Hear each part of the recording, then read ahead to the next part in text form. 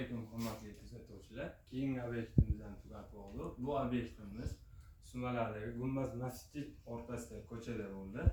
Bu yerga qilib bergan ishlarimizdan 3 ta rom qo'yib berdik, plastmassa va alyuminiy eshik qo'yib berdik.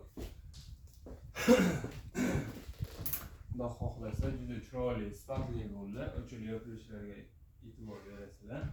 Bu prosta o'chirish, bunisi esa divarni ochilish. Eshiklarimiz alyuminiydan bo'ldi, balkon qanot.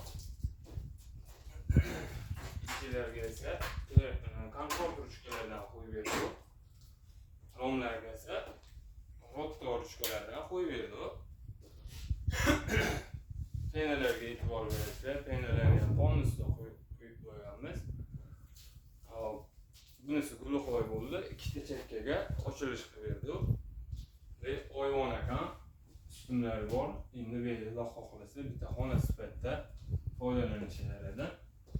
Tashqi tomonlarni ham bir ko'rasiz. Tashqariga chiqing. Eshigimiz tagini mramorni kesgan holatda yosh katta xo'jakini, xo'jonalarni oyoqlariga malol kelmaydigan holatda qilib pasaytirib o'rnatib berganmiz.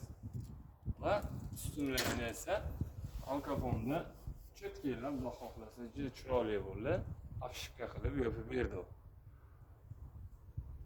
4 tomondan qilib